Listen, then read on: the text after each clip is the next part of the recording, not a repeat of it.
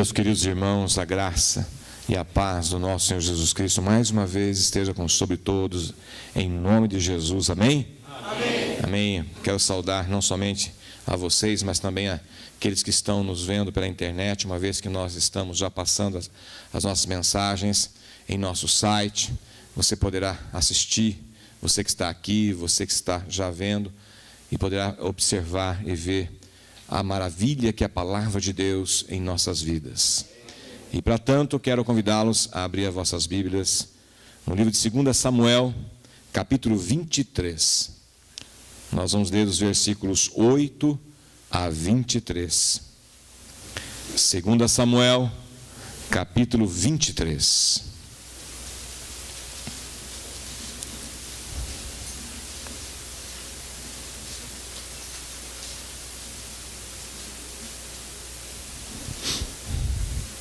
Assim diz a palavra do Senhor. São esses os nomes dos valentes de Davi: Josebe, Basebete, filho de Taquemone, o principal de 3. Este brandiu a sua lança contra 800 e os feriu de uma vez. Depois dele, Eleazar, filho de Dodô, filho de Aui, entre os 3 valentes que estavam com Davi, quando desafiaram os filisteus ali reunidos para a peleja, quando já se haviam retirado os filhos de Israel. Ele se levantou e feriu os filisteus até lhe cansar a mão e ficar pegada a espada. Naquele dia, o Senhor efetuou grande livramento, e o povo voltou para onde Eleazar estava, somente para tomar os despojos. Depois dele, Sama, filho de Agé, o Agarita, quando os filisteus se ajuntaram em Leí, onde havia um pedaço de terra cheio de lentilhas, e o povo fugia de diante dos filisteus, pôs-se Samá no meio daquele terreno e o defendeu, e feriu os filisteus, e o Senhor efetuou grande livramento. Também 3 dos 30 cabeças desceram, e no tempo da cega foram ter com Davi a caverna de Adulão, e uma tropa de filisteus se acamparam no vale dos Refaíns. Davi estava na fortaleza e a guarnição dos filisteus em Belém. Suspirou Davi e disse: quem me dera beber água do poço que está junto à porta de Belém. Então, aqueles 3 valentes romperam pelo acampamento dos filisteus e tiraram água do poço junto à porta de Belém e tomaram-na e a levaram a Davi. Ele não a quis beber, porém a derramou como libação ao Senhor. E disse: longe de mim, ó Senhor, fazer tal coisa. Beberia eu o sangue dos homens que lá foram com perigo de sua vida? De maneira que não a quis beber. São essas as coisas que fizeram os 3 valentes. Também Abissai, irmão de Joabe, filho de Zeruía, era cabeça de 30 e alçou a sua lança contra 300 e os feriu. E tinha nome entre os primeiros 3. Era ele mais nobre do que os 30 e era o primeiro deles, contudo, aos primeiros 3 não chegou. Também Benaía, filho de Joiada, era homem valente de Cabzeia e grande em obras, feriu ele 2 heróis de Moabe. Desceu numa cova e nela matou um leão no tempo da neve. Matou também um egípcio, homem de grande estatura. O egípcio trazia uma lança, mas Benaia o atacou com um cajado, arrancou-lhe da mão a lança e com ela o matou. Essas coisas fez Benaia, filho de Joiade, pelo que teve nome entre os primeiros 3 valentes. Era mais nobre do que os 30, porém aos 3 primeiros não chegou. E Davi o pôs sobre a sua guarda. Mais uma vez, te convido a baixar sua cabeça e vamos orar. Você já orou pedindo que Deus enche o seu coração de entendimento? Que essa palavra possa ser uma palavra realmente de poder na sua vida, pois hoje o Senhor quer virar a nossa estrutura de entendimento a respeito do que possamos ser e fazer.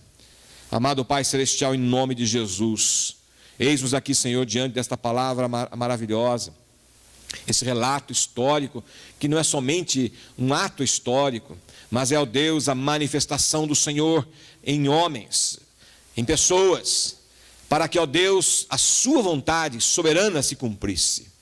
E nós estamos aqui essa noite, meu Deus, diante dessa palavra, com a certeza absoluta que o Senhor está aqui, assim como o Senhor esteve lá no meio do seu povo, por tantas e tantas vezes, operando sinais, prodígios e maravilhas. Nós cremos que aqui, esta noite, o Senhor poderá fazer e fará a mesma coisa, Senhor, porque o Senhor é o mesmo.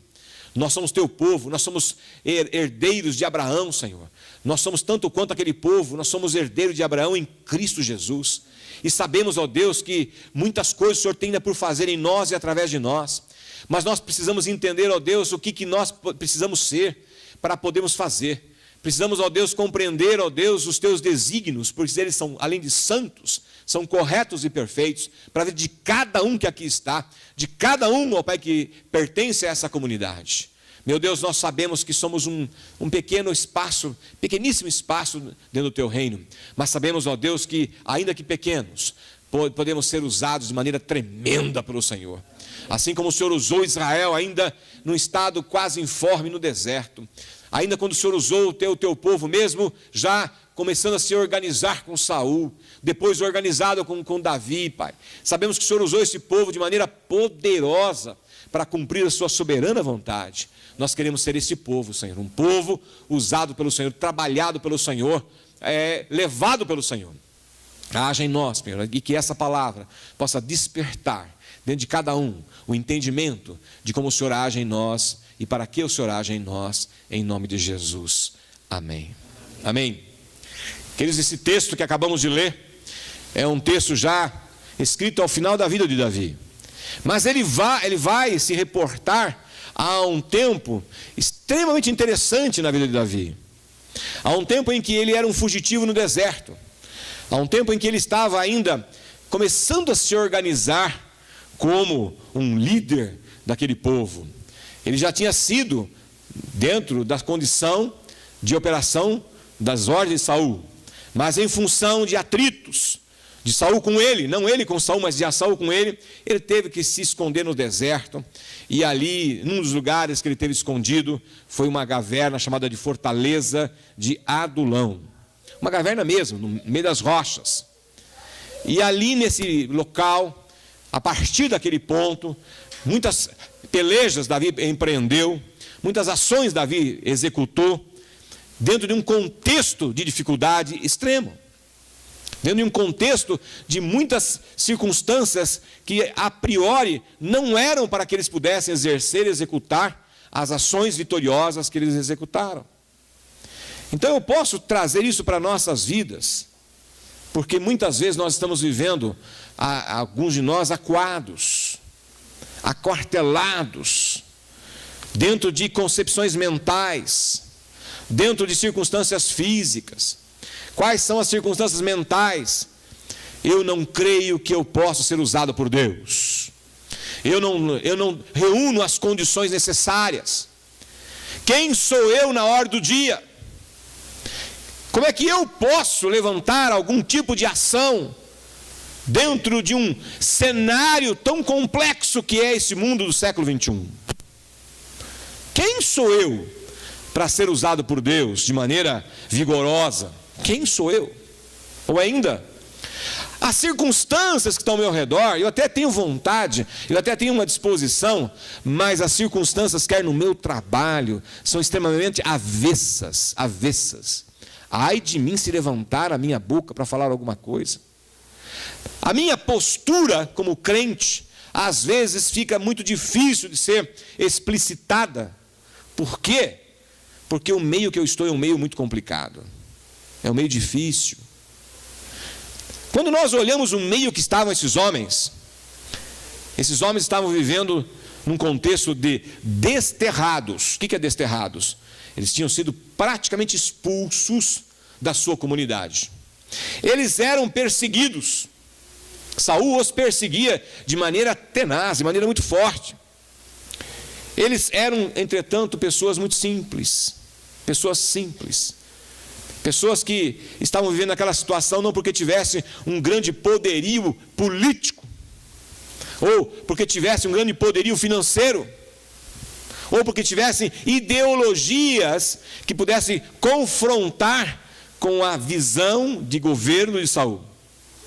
Eles eram simplesmente pessoas comuns, como eu e você. Pessoas que pelas circunstâncias que estavam vivendo, estavam sendo perseguidos, e perseguidos para a morte. Mas eram pessoas simples.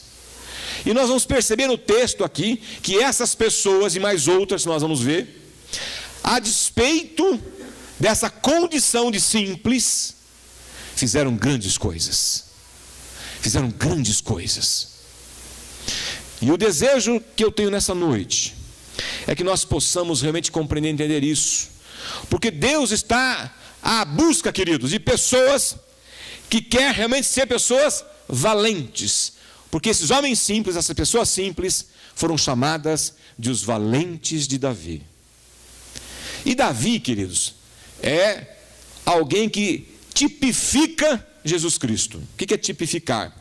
Aponta para. Aponta para.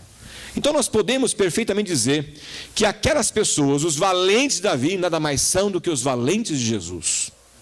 Porque estavam cumprindo não uma designação propriamente dita de Davi, mas uma designação do próprio Deus. Deus os estava orientando, Deus os estava fortalecendo, Deus os estava conduzindo. E eu creio que nessa noite, Deus quer falar ao seu coração para te conduzir, tirar você da inércia. O que é inércia? Inércia é uma posição em que nós ficamos acomodados. Acomodados dentro de uma estrutura de dizer: isso não é comigo, eu não tenho parte nisso. Do que estou falando? Estou falando que Deus está diretamente interessado nesta igreja. Faltou um amém aí? Amém. Faltou um amém. Você não... Alô? Alô, você está aí? Alô, você está aí? Deus está diretamente interessado nesta igreja. E quando eu digo igreja, eu estou dizendo sua vida e sua casa. Amém. Sua vida e sua casa. Muitos são os percalços que nós passamos. Estes homens passaram duríssimos percalços. Duríssimos. Você às vezes pode estar pensando que você está passando uma empreitada difícil da sua vida. Mas você está dentro da tua casa. Às vezes está pensando que está passando uma empreitada complicada, mas você tem um resultado financeiro no final do mês. Talvez você o ache pouco, mas você o tem. Esses homens não tinham o que comer, pois não tinham onde buscar, e viviam na absoluta dependência da provisão de Deus. Mas eram valentes. Valentes. E eu quero que você entenda e compreenda isso. No versículo 8, que é o primeiro que nós lemos, nós vamos aqui relacionar algumas pessoas que o texto relaciona e faz menção de maneira realmente interessantíssima. Antes de nós lembrarmos que essas pessoas, vou falar mais uma vez. Quem eram essas pessoas? Pessoas simples. Não eram grandes soldados, treinados para a batalha, preparados para aquele momento, preparados para aquela atitude, preparados para aquela ação. Eles não eram. Eles eram pessoas simples, como você. Só que eram pessoas que estavam vivendo na absoluta dependência de Deus. Criam, como Davi cria, que Deus é suficiente para fazer infinitamente mais do que pensamos, do que precisamos. Amém? Amém? Amém? Amém. Não me passem vergonha, hein? Eu preguei numa igreja recentemente que eu falei: vocês têm muita dificuldade de falar amém. Lá na minha igreja o pessoal fala. Eu acho que estou com um problema. Fiquei uns tempos aqui sentado na presença de vocês perderam o costume. Vamos lá. Versículo 8. São esses os nomes dos valentes de Davi. Primeiro, Josebe-Basebete. Josebe. O que diz o texto? Que ele brandiu a sua lança contra 800 e os venceu. Meus irmãos, qual foi o principal inimigo que ele venceu? Imagina você tem que lutar com 800 pessoas. Imagina. Qual é o primeiro sentimento que vem no seu coração? Medo. Medo. O primeiro grande inimigo que ele venceu não foram as 800 pessoas, foi o medo. Quantas vezes você tem medo de fazer o que tem que ser feito? Quantas vezes o medo te aniquila? O medo te amordaça, o medo te engessa, porque você fica com medo. Mas eu quero te dizer essa noite, em nome de Jesus, que o medo, ele é um sentimento natural no ser humano. É através do medo que nós nos defendemos de coisas necessárias para serem defendidas. Mas todas as vezes que o medo extrapola o natural, ele passa a ser uma arma fortíssima de Satanás na sua vida. Porque ele vai te engessar, te amordaçar, te amarrar. Este homem, ele se tornou um grande valente de Jesus, porque ele venceu o medo. Mas por que ele venceu o medo? Porque ele sabia em quem ele deveria crer. Ele tinha absoluta convicção de que ele não estava sozinho na batalha. Eu e Deus, você e Deus, você e Deus, é maioria. É maioria. Maior é o que está em nós do que está em todo o resto. Se você crer em Deus, Deus fará proezas em você e através de você. Entenda isso. Deus quer fazer proezas, mas Ele precisa de gente corajosa. Como é que Deus pode agir na vida de um medroso? Qual o testemunho que dará o medroso? Aliás, ele vai dar testemunho em vez de testemunho, não é verdade? Deus quer corajosos, corajosas. Segundo personagem, versículo 9 e 10. Depois dele, depois de Josebe, veio Eleazar. O que fez Eleazar? Ele se levantou, versículo 10, e feriu os filisteus até lhe cansar a mão e ficar pegada a espada na mão dele. Até ficar cansado. Ele feriu, a espada já estava pendurada na mão, porque ele não aguentava mais o peso da espada, de tanto que ele desferiu golpes nos seus inimigos. Qual a segunda característica que nós aprendemos aqui? A primeira é vencer o medo. A segunda é a persistência. Persistência. Perseverança. Deus quer homens e mulheres perseverantes, persistentes. Não é qualquer ventinho de contrariedade ou qualquer grande tempestade que vai anular você. Porque você está com o Senhor dos senhores, o Rei dos reis, aquele que era, é e sempre será. Ele quer trabalhar em você e através de você. Esta igreja precisa crer nisso.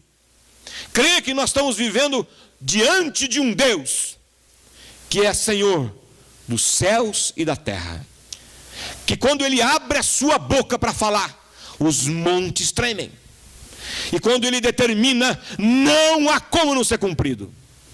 E Ele quer cumprir isso através de você, minha irmã, através da sua vida.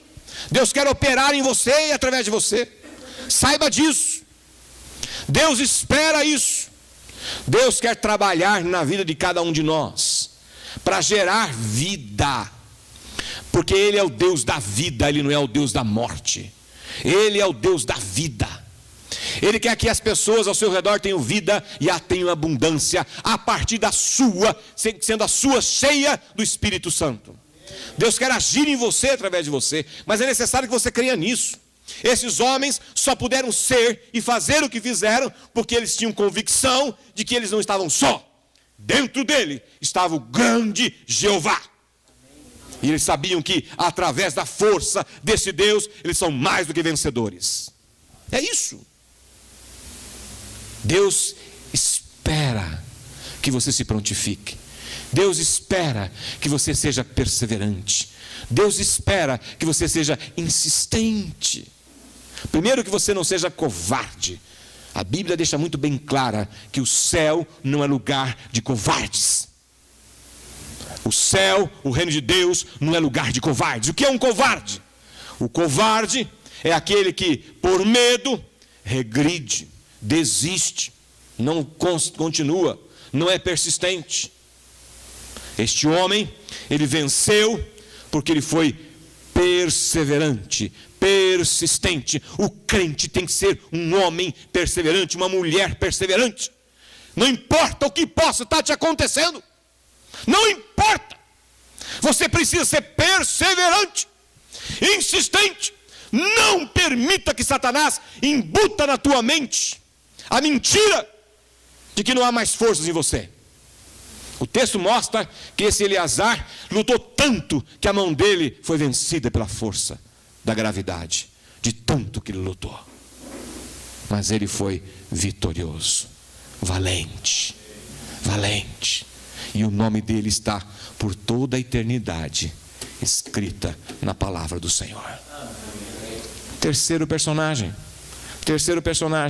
Samá, versículo 11. Depois dele, Samá, filho de Agé, o Ararita. Quando os filisteus se ajuntaram em Leí, onde havia um pedaço de terra cheio de lentilha, e o povo fugiu de diante dos filisteus, pôs Samá no meio daquele terreno e o defendeu, e feriu os filisteus.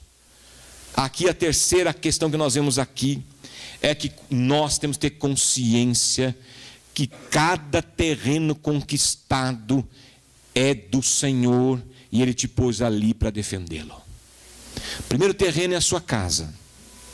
A sua casa é a casa da presença do Espírito Santo. A sua casa é a casa onde habitam os anjos celestiais. Defenda a tua casa. Defenda a tua casa. Defenda os teus filhos. E quais armas você tem que lutar? A Bíblia diz que as nossas armas, nós não lutamos contra homens e nem contra sangue, mas contra toda a potestade do ar. E temos que usar as armas espirituais. Você tem que defender primeiramente o seu lar com as armas espirituais. Quais são as armas espirituais? Oração, jejum, fé. Levanta a sua voz em misericórdia para Deus em prol da sua casa. Homens me ouçam. Vós sois os sacerdotes da sua casa. Se você não bramir a sua voz dentro da sua casa, levantando a sua voz em autoridade, abençoando as suas esposas, abençoando os seus filhos, abençoando a sua casa, Deus cobrará isso de você, porque Ele já te deu essa autoridade. Ele já te deu. E você tem que levantar a voz e abençoar. Bota a sua mão sobre a cabeça da sua esposa, dos seus filhos, e os abençoe. Eu te abençoo em nome de Jesus. Mães, me ouçam. Vocês são submissas. A Bíblia deixa absolutamente claro que vocês são submissas. E qual é a palavra submissa? Submissão. Qual é a missão do homem? Abençoar e defender a casa de vocês. Qual é a submissão da mulher? Abençoar e defender a casa de vocês. Abram sua boca, mulheres, e abençoe os seus filhos, abençoe seus esposos, abençoe a vida de vocês, abençoe a casa de vocês, e levantem-se com autoridade no nome de Jesus. Repreendam todo espírito maligno que quer entrar para dividir, destruir, matar e mentir. Cabe a você fazer isso. Não espere que Deus vai fazer isso. Deus já te deu autoridade. O que é um delegado? O que é uma delegada? O que uma delegada tem? A autoridade. E por que uma delegada tem autoridade? Porque foi instituída. E alguém te rouba essa autoridade? Não, ela é tua.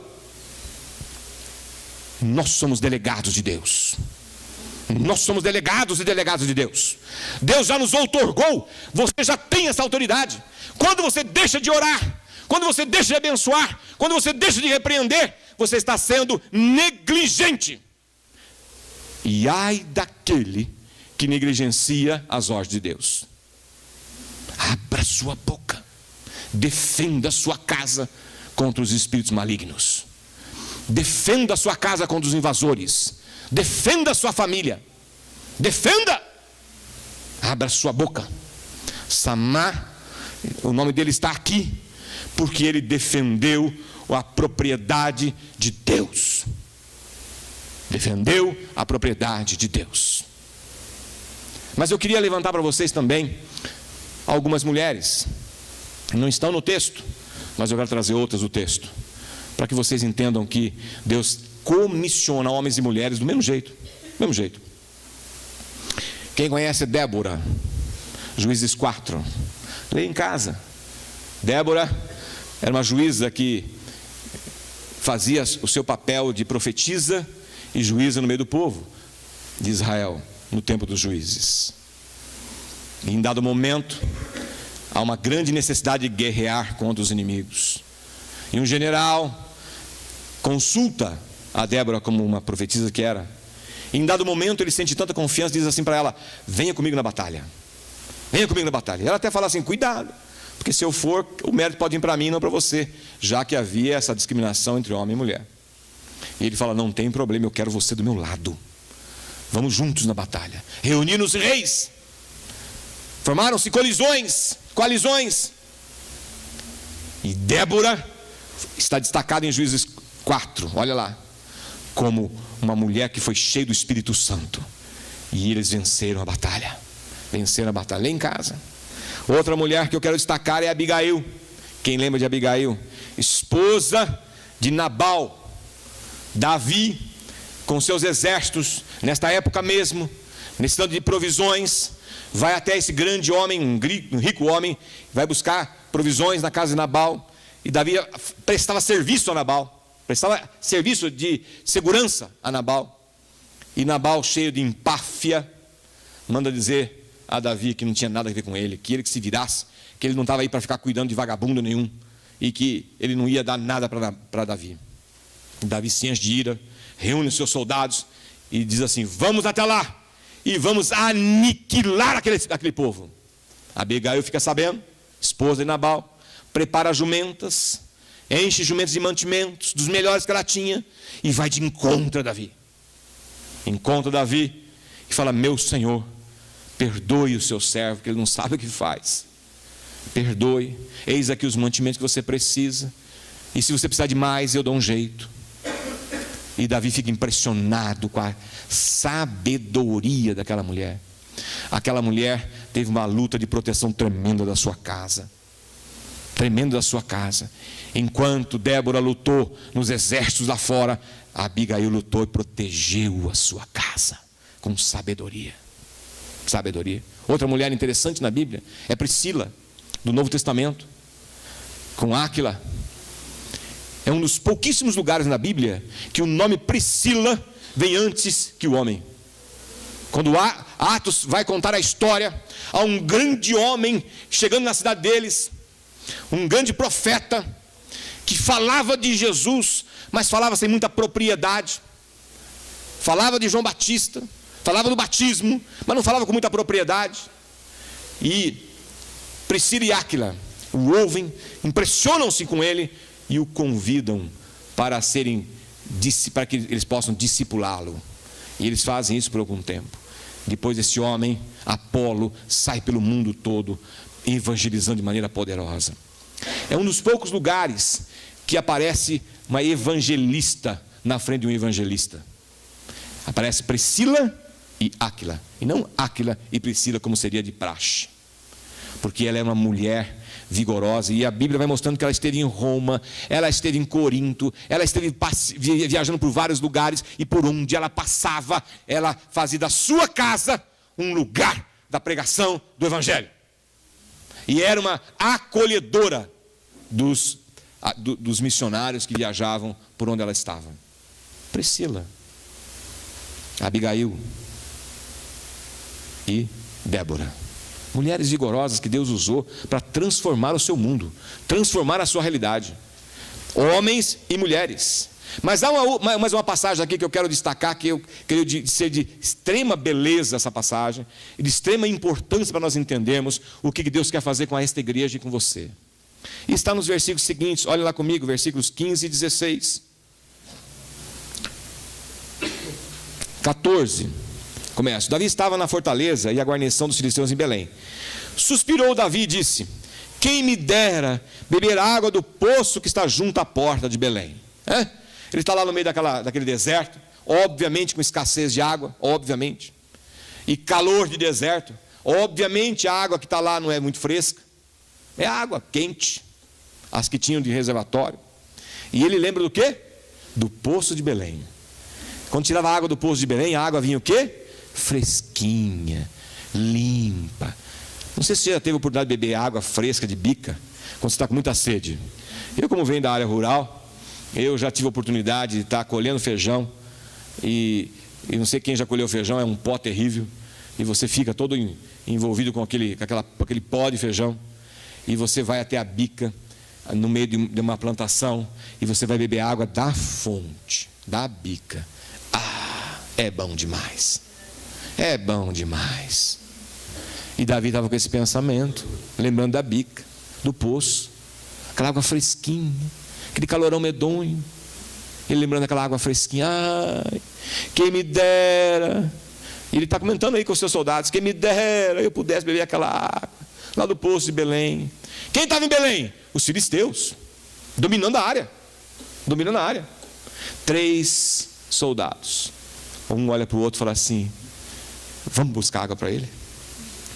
Mas rapaz, disse o outro, eu estou aqui historificando só, rapaz, o negócio lá é quente, cara, os filisteus estão lá, nós vamos morrer, mas trazer água para o homem ali vai valer a pena. Eu vou, e você vai? Eu acho que vou também, então vamos. E os 3 foram.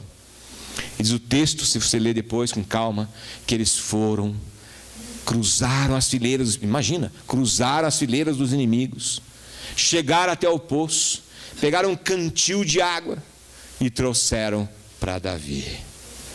Imagina a emoção, né? O texto mostra quão emocionante foi o momento. Davi, quando vê aqueles homens chegando com aquela água, e os homens digam assim, Senhor, é a água do teu poço, Senhor. É a água do teu poço. Aquilo que o Senhor estava sonhando, ele falou, não acredito. Vocês foram lá? Fomos, Senhor. Vocês foram lá? Fomos. É a água do teu... Beba, Davi. É a água do teu poço. Saboreie. Davi pega aquele cântico e fala o quê? Olha aí. Longe de mim. Estou lendo 17. Longe de mim, ó Senhor, fazer tal coisa. Beberia eu o sangue desses homens que lá foram com perigo de sua vida? De maneira que não a quis beber. São essas coisas que fizeram os 3. Longe, o que ele fez? No versículo 16. Tomando a levar a Davi, e ele não a quis beber, porém a derramou como libação. O que é libação? Oferta a Deus. Oferta a Deus. Ele queria tanto aquela água, mas ele ofereceu a Deus aquela água e não bebeu, porque ele viu o nível do sacrifício daqueles pela causa. Meus amados, quando você se despertar, sair da inércia e começar a vibrar pelas coisas de Deus, Deus vai trazer a água de Belém para você, querido. Deus vai trazer a água do poço dele para você. Você precisa crer nisso, sabe? Não importa quão difícil você está vivendo, não importa quais sejam as lutas que você está passando, Deus vai trazer a água do poço dele para você, se você viver o que ele precisa que você viva, com espontaneidade, com amor, com dedicação. O que aqueles 3 homens fizeram foi atitude de extremo amor para a causa, para o seu Senhor. Se você sair da tua inércia e você for agradar ao seu Senhor, saiba que Ele vai trazer a água do poço dele para você e para a sua casa. Gente, isso é maravilhoso, isso é muito lindo, isso é uma poesia. Quando nós entendemos isso e vivemos isso, as coisas mudam ao nosso redor.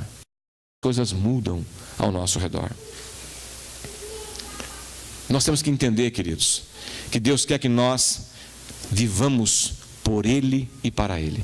Essa igreja precisa acreditar nisso. Você precisa entender isso. Deus quer usar a sua vida como usou dessas pessoas. Deus quer operar o seu milagre em você. Os valentes de Deus vivem para o Senhor. E Deus os abençoa de maneira tremenda. O tempo daquele momento, daquela aquela vivência lá no deserto, passou. Davi foi consagrado rei, primeiro de Israel, depois de Judá. Ele fez toda a unificação. E esses homens ficaram com Davi até o final da vida. Até o final da vida. Foram grandes homens de Davi. Por isso está aqui escrito no livro da palavra de Deus. Meu irmão e minha irmã, grave o que eu vou te dizer. O medroso é o corajoso que acabou de orar. Você é medroso, está com medo de fazer alguma coisa? Ore, que Deus te transforme em corajoso, em corajosa. Confia no Senhor. Confia no Senhor. O corajoso é o medroso que acabou de orar. Todos nós tememos mesmo, queridos. É natural da gente. Não fique intimidado com isso, nem fique constrangido. Mas que Deus quer pegar a tua vida, Deus quer pegar a sua existência, a sua realidade e transformar a partir de você. Entrando na sua casa, na sua família, e fazendo da sua casa, da sua família e dessa igreja uma igreja de valentes. De valentes. Deus não procura pessoas, presta atenção. Deus não está procurando pessoas que querem ter.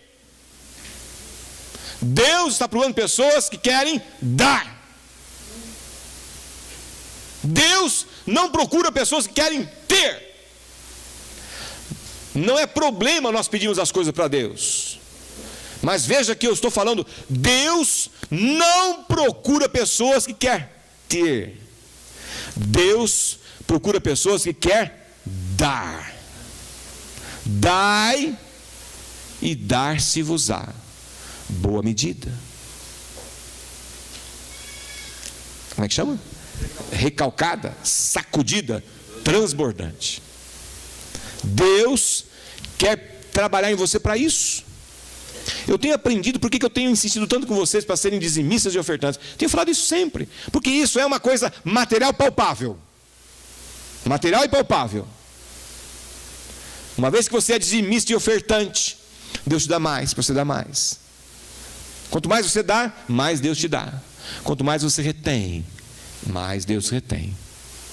Quanto mais você expressa a alegria de ser um dizimista e ofertante, mais você vai ver Deus se expressando a alegria sobre você. É Deus derramando a água do poço dele na tua vida. E derrama mesmo. Te satisfaz mesmo. Te enche mesmo do Espírito dele. E você cada vez mais vai crescendo. Quanto mais você retém, mais ele retém. Agindo Deus, quem impedirá? Isaías 43, 13. João 11, 40. Se creres, verás a glória de Deus. Mateus 9, 23. Tudo é possível ao que crê. E por fim, Lucas 9, 62. Ninguém, presta atenção, ninguém que tendo posto a mão no arado e olha para trás é apto para o reino de Deus. Significa o quê? Que você aceitou Jesus, recebeu o Espírito Santo, está em você, e você fica olhando para trás. O que é olhar para trás? Olhar para trás é: Deus, não vai dar, eu não tenho condições, o meu arado é tão fraquinho, não dá para arar, não dá para fazer. As ferramentas que o Senhor me deu, Pai, olha as ferramentas que o Senhor me deu, Pai, não tem a menor condição, eu não levo jeito. O arado até é bom o arado, é até bom, mas eu não levo jeito, Senhor, não levo jeito de levar esse arado para frente, eu não tenho as condições necessárias. Isso é olhar para trás, é não confiar naquele que é poderoso para fazer infinitamente mais. Deus quer fazer, queridos, Deus quer trabalhar em você e através de você. Deus não te chamou para ser um sucesso, presta atenção, mas te chamou e tem te chamado para você ser um bravo guerreiro e guerreira vencedor. Amém. Vencedor. Amém. Deus te quer como um guerreiro, como uma guerreira, vencedor e vencedora. Essa noite a palavra de Deus está te chamando para você realmente sair do seu espaço de conforto e entrar no espaço da caverna de Adulão. Sai do seu espaço, porque se você não sair, queridos, Deus levantará outros, porque a obra vai continuar.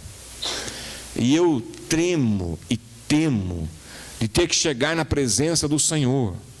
E Ele vai me perguntar: Anísio, por que a igreja presbiteriana Filadélfia não foi uma igreja corajosa de valentes? Por que, Anísio? E eu tenho dito para os pastores, para os presbíteros, para os companheiros de trabalho, que quando eu olho para essas cadeiras vazias e olho para vocês e não vejo vocês trabalhando como poderiam trabalhar, eu digo sempre: eu sou responsável. Eu sou responsável.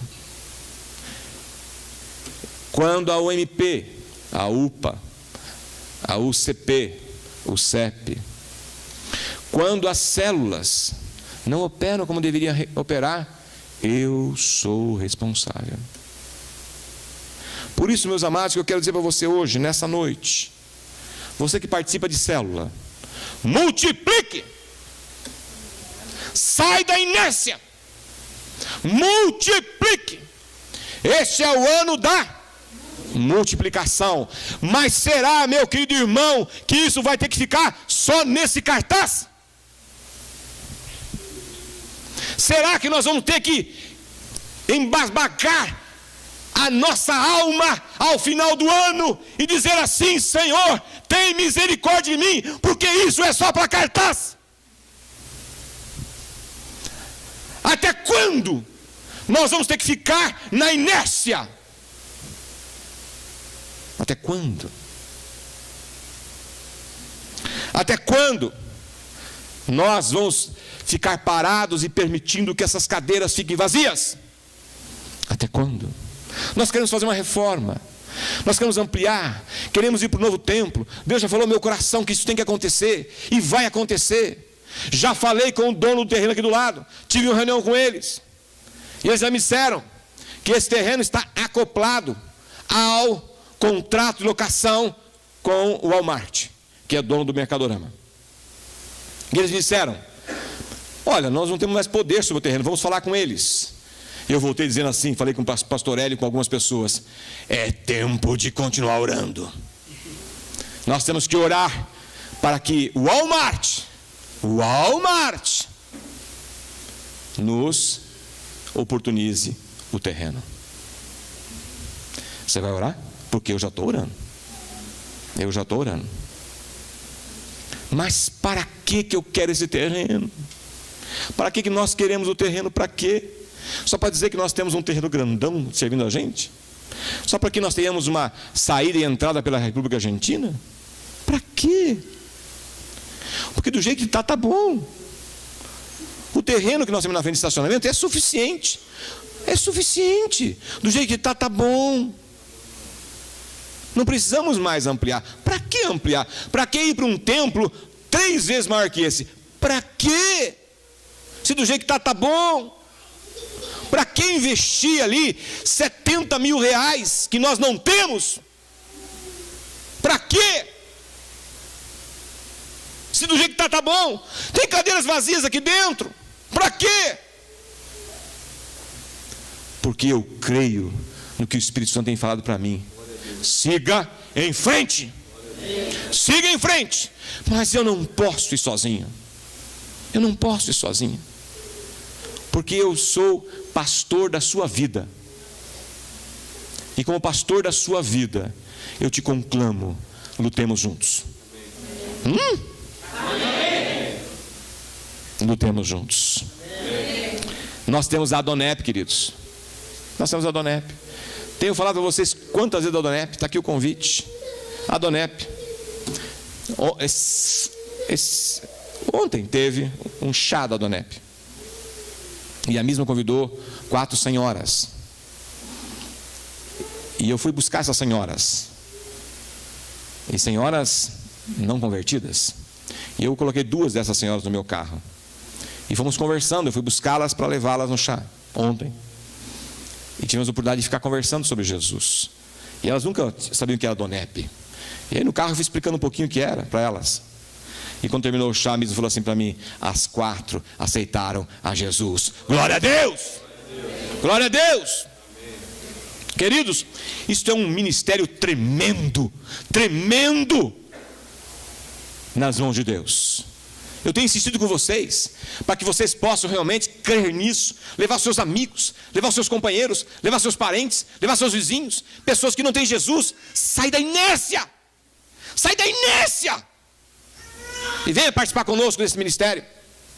Sexta-feira tem jantar, é um delegado de polícia que vai falar, doutor Aparecido, foi considerado um dos maiores delegados que já passou pelo Paraná, está aposentado hoje, e foi um dos maiores, é um homem de Deus hoje, emprega o seu tempo, os seus recursos na obra do Senhor, homem de Deus, e ele vai falar disso, e tem um testemunho tremendo, maravilhoso, é imperdível.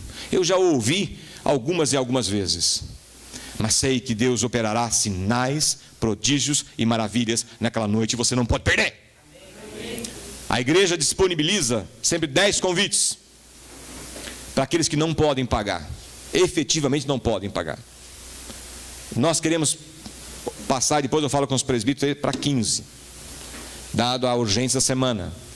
Não sai dali. Francielo é o presidente do capítulo, a Gleice é a coordenadora, tem Portela e Denise que são da diretoria, Rafael que está aqui, tem mais pessoas que participam da Donep que estão aqui, a Misma está com convites.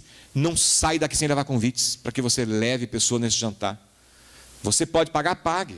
Você não pode pagar, fale comigo, fale com o Francielo, fale com qualquer pessoa aqui dentro, mas participe levando gente. Eu gosto muito e admiro muito o Antônio Lopes e a Helena, com toda a limitação que o Antônio tem,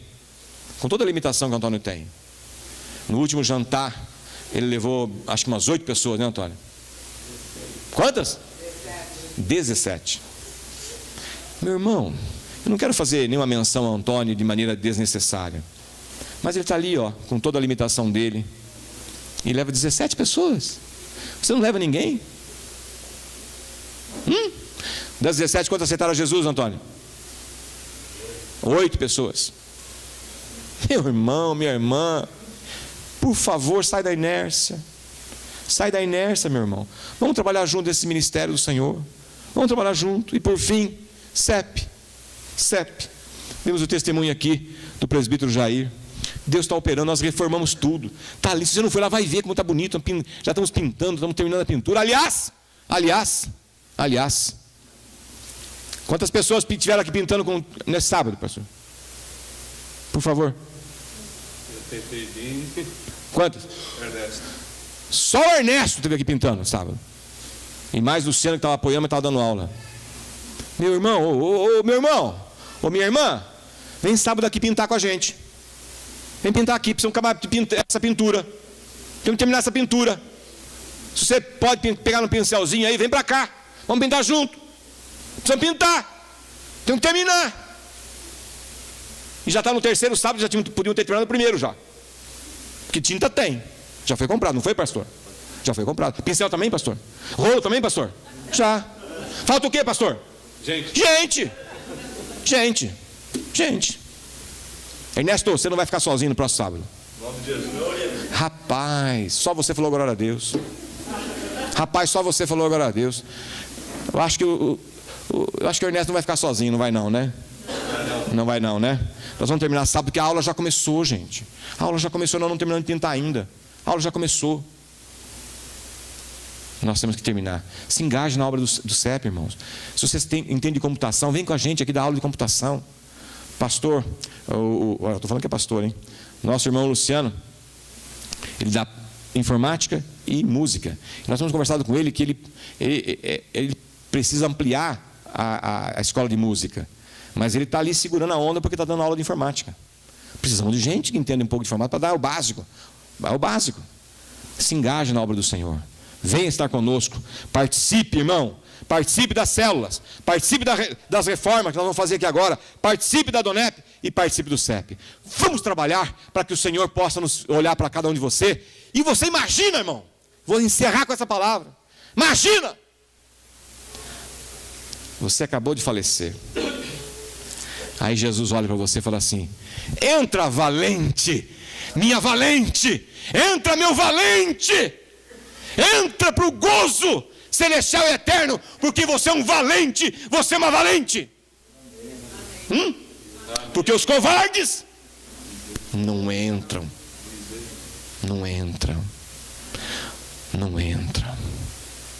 Mas os valentes serão condecorados. Glória a Deus. Eu quero ver vocês lá comigo, gente.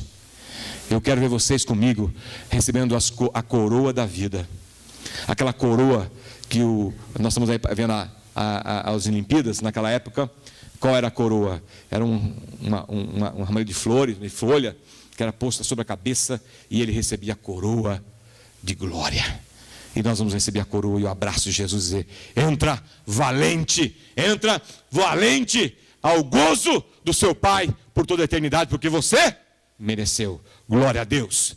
Baixe sua cabeça, ore ao Senhor e peça a Ele, dizer assim: Senhor, me faça um valente. E eu quero ser um valente, eu quero ser um guerreiro vencedor dessa igreja. Eu quero participar de maneira vencedora nessa igreja e quero ser um participante ativo para transformar essa igreja numa igreja que seja referência, não somente em Curitiba, não somente no Paraná, não somente no Brasil, mas nesse mundo, em nome de Jesus. Amém.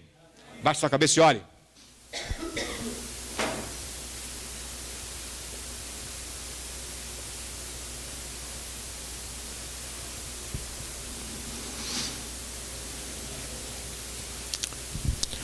Senhor, o Senhor está ouvindo a oração do teu povo, meu Deus. Oh, glória a Deus, aleluias. Eu quero te pedir nesta hora, Pai Celestial, que o Senhor possa estar operando agora, recebendo essas orações, Pai, como um aroma suave chegando até o Senhor, e que ao chegar nos céus, Pai, volte como uma poderosa palavra do Senhor sobre eles, revestindo-os de autoridade, de poder, de ousadia, de coragem e de iniciativa, meu Pai, em nome de Jesus. Abençoe cada um deles aqui essa noite e transforme-os no poder que há no nome de Jesus. Transforme-os, Senhor. Tira da inércia em nome de Jesus. E todo espírito que tem se levantado para trancar ou obstacular essa igreja, Pai Celestial, queime-os em nome de Jesus. E que cada um que aqui está seja um grande guerreiro, uma grande guerreira do Senhor. Aleluias. E eu te abençoo em nome do Pai, do Filho e do Espírito Santo de Deus, para a glória do Senhor. Amém.